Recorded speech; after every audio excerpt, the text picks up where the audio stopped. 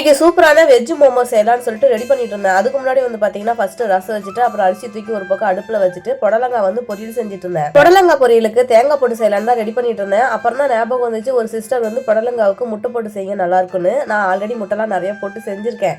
சரி, அது இன்னும் கொஞ்சம் ஈஸியா இருக்கும், பொரியலும் நிறைய வரும்பாரு. அதனால முட்டை போட்டு புடலங்காய் பொரியல் செஞ்சுட்டேன். எப்படி இந்த ப்ராடக்ட் இவ்வளவு நாளா நான் மிஸ் பண்ணேன்னு தெரியல. நம்ம கிச்சனுக்கு எவ்வளவோ பொருள்லாம் வந்துட்டு போயிருச்சு, ஆனா முறையா இந்த பொருள் வாங்கியிருக்கேன். நாங்க ஆனியன் சாப்பர் சொல்லுவோம்ல, வெஜிடபிள் சாப்பர்ஸ், அதுதான் வாங்கியிருந்தேன். உண்மையாலுமே இது சூப்பரா ஒர்க் ஆகுது. இவ்வளவு நாளா இது எப்படி நான் மிஸ் பண்ணேனே தெரியல. ரொம்ப நாளா ஆன்லைன்ல இது பார்த்தேன் வாங்கலான்னு, அப்புறம் வந்து பாத்தீங்கன்னா மறந்து போயிடும். திரும்ப யூடியூப்ல ஏதாச்சும் ஒரு வீடியோ பார்த்தா தான் அதை திரும்ப வாங்கணும்னு தோணும். இந்த டைம் வந்து கண்டிப்பா வாங்கி ஆகணும்னு சொல்லிட்டு பிளிப்கார்ட்ல வந்துட்டு போட்டுட்டேன். அந்த டைம் நம்ம கையும் காலும் சும்மாவா இருக்கும், உடனே அதுக்கு வேலை கொடுக்கணும்ல. அதுலயே வந்து பாத்தீங்கன்னா வெங்காயம், இஞ்சி, பூண்டு, பச்சை மிளகாய், கேரட், முட்டைக்கோசுன்னு பொடி பொடியா வந்து கட் பண்ணியாச்சு. கடையில தேவையான அளவுக்கு எண்ணெய், சாப் பண்ண இஞ்சி, பூண்டு, பச்சை மிளகாய் இதை போட்டு வறுத்துட்டு அது கூட பொடி பொடியா கட் பண்ண அந்த வெங்காயம், அது கொஞ்சமா உப்பு போட்டு வதக்கிட்டு நம்ம கட் பண்ணி எடுத்து வச்சோம்ல காய்கறி, அதையும் சேர்த்து நல்லா வதக்கிடணும். தேவைக்கப்ப உப்பு, கொஞ்சமா கடைசியா வந்து பெப்பர் தூள் போட்டு நல்லா வதக்கினதுக்கு அப்புறம் அடுப்பு ஆஃப் பண்ணிடணும். மோமோஸ் அப்படிங்கிறது மேக்சிமம் வந்து மைதால செய்வாங்க. நாம கொஞ்சம் ஹெல்த்தியா செய்யலாம்னு சொல்லிட்டு கோதுமை மாவை ரெடி பண்ணியிருந்தேன். கோதுமை மாவை ஹார்டா இல்லாம கொஞ்சம் சாஃப்டா பிழைஞ்சு சின்ன சின்ன உரண்டையா பிடிச்சி அதை நல்லா தேய்ச்சிக்கணும். ரொம்ப மொத்தமா இல்லாம முடிஞ்ச அளவுக்கு மெலிசா வந்து தேய்ச்சிக்கணும். அதுக்கப்புறம் நம்ம வணக்கி வச்ச அந்த ஸ்டப்பிங் இதுல வச்சுட்டு எப்படியோ கண்ணா பின்னான்னு நமக்கு தெரிஞ்ச டிசைன்ல போட்டு ஸ்டப்பிங் வழி தெரியாம கவர் பண்ணிக்கணும். நானும் அழகா அப்படியே அந்த பூ மாதிரி எல்லாம் பண்றாங்களா அந்த மாதிரிலாம் ஏதாச்சும் ஒண்ணு பண்ணலாம்னு ட்ரை பண்ணேன். ஆனா முடியல, அதுக்கான நேரமும் காலையில இல்ல.